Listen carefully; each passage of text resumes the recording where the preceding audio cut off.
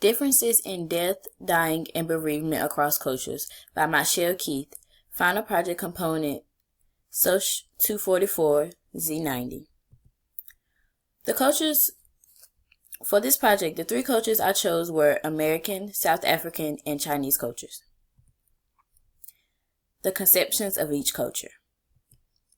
The American culture conceptions.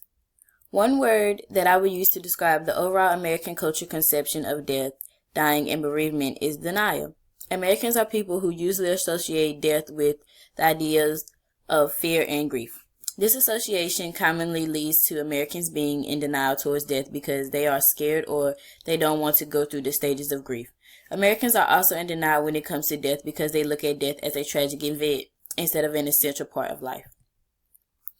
The idea of death is only an idea that is getting harder to discuss or talk about. Americans' fear and loathing of death possesses major consequences for the future. The fact that our lifespans have been dramatically extended over the last century does not make the impending arrival of death any easier. Americans are living longer than before, and this fact makes it hard for them to come to terms with death and the topic. They are expecting people to live for a long period of time, so when someone unexpectedly dies, it's hard for them to grasp or come to terms with the reality of the death. Although Americans are mostly in denial when it comes to the idea of death, some Americans actually embrace the idea of death. By putting death in historical perspective, however, we are better equipped to come to terms with the inevitable.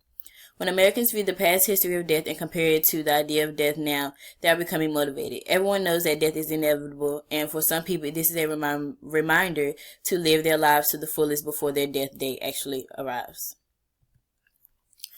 The South African culture conceptions. The South African culture largely suggests that the idea of life and death isn't a very popular concept. South Africans believe that human existence is a dynamic process involving the increase or decrease of power or life force, of living and dying, and there are different levels of life and death.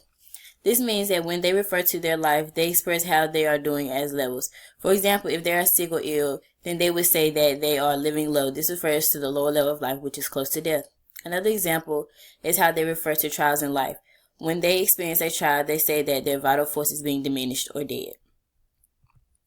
Another conception that South Africans have towards death is that death is something to look forward to. The main goal for South Africans is to become an ancestor after they have died. And if they don't become an ancestor, then they believe that they may become a wandering ghost. Many South Africans share the idea that when a person dies, it is actually their soul that is dying. Although this is the case, they still see the deceased as a whole person, and this whole person is expected to live on in the spirit world. South Africans also have many views such as the dead coming back to life and reincarnation. South Africans also have different views about where people go after they die. Some people believe that they go to the spirit world, while others think that they go under the ground in grooves near or in the homes of earthly families or on the other side of a deep river. The Chinese culture conceptions. The Chinese culture has a very different conception of death. The Chinese are people who believe that death is very sacred, special, and that it should be shown an extreme amount of respect. When a loved one dies, they believe it is important to honor them and make sure they have a proper burial if they deserve it. They are also people who are completely aware of the concept of death, and they have a unique idea about what happens to people after they have died. When people die, the Chinese believe that their soul will return to their home exactly 7 days after they have died. A major part of the Chinese culture is ensuring that the deceased are respected. But they also believe only elders deserve respect. They believe that in death, elders should be put before others and have lavish burials, while other people have private burials. Having a position in society is also an important factor in regards to respect with funerals. A person could be an elder, but their position in society determines how much respect they receive in death. These are the social norms of each culture. The norms of American culture. The American culture has many norms when it comes to death, dying, and bereavement. One of the most common norms is that where many other cultures view death as a natural progression in the cycle of life among generations, the American culture prefers not to talk about death. For Americans, death is not a common conversation. It is a topic that is usually avoided at all costs. This is such a hard topic that when people do discuss it, they use terms such as passed away or moved on instead of saying that someone has died. Another common norm Americans have in regards to death is that although they do not like to discuss it, they tend to symbolize or worship people who have died. They tend to iconize dead people once death benefits from the passage of time. This is especially true when a celebrity or entertainment star dies prematurely. An example of this is how Americans create large memorials and statues of dead people. A lot of people also make money from imitating and dressing up like someone who has passed. A third common norm of the American culture is that there are people who are trying to accept the concept of death. Many Americans realize that death will approach them, and these are the people who are accepting of death and even try to plan ahead for it. Some people write wills and even begin their funeral preparations, so if they die unexpectedly, everything will be planned out. A lot of people try to attend the wake of the deceased, but they have not completely come to terms with death, so they won't attend the funeral. The norms of the South African culture. Due to the fact that the South African people have different beliefs, they have different norms to match these beliefs. South Africans believe that the dead can't come back, and because of this, they remove the body through a hole in the wall so that they won't be able to find their way home.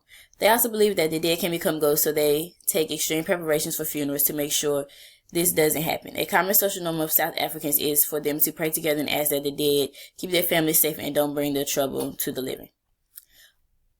Other social norms include South Africans only letting certain people attend funerals. Children and unmarried adults are not allowed to attend funerals in this culture because the funerals they have include specific rituals. As a society, South Africans usually look down on people because of the way they have died. For example, they do not believe in assisted suicide, so therefore they wouldn't support a person who died like this to have a proper funeral. They believe death should be completely natural, and in order to become an ancestor. Lastly, South Africans believe that being surrounded by family is a key aspect of death and dying. The norms of the Chinese culture. One important norm of the Chinese culture is to put a lot of money into preparing for the funerals of the elders. These preparations have to be extreme and elaborate. It is very common for families to go in debt by trying to create an elaborate funeral for their elder. Another important norm is that the Chinese must prepare themselves and their homes for their death rituals. These preparations include having all statues of deities in the home covered with red paper and all mirrors are removed from sight. They do this because they believe it is bad luck to see a coffin in the mirror, and it means that there will be an upcoming death. A third norm the Chinese follow is how they determine where to place the casket of the deceased. If the person has died inside the home, then their casket will be placed inside of the home. If they died away from home, then the casket is placed in the courtyard outside of the home. It is very common for them to bring wreaths, pictures, and presents to place beside the casket.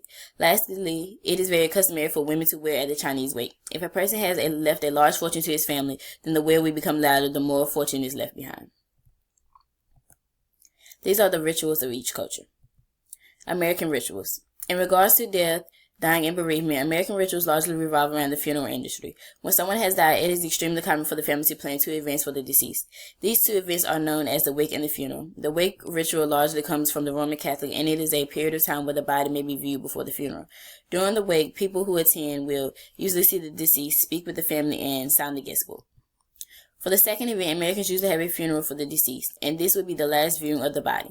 The funeral is usually a simple service held to honor the dead, and it usually lasts no more than 2 hours.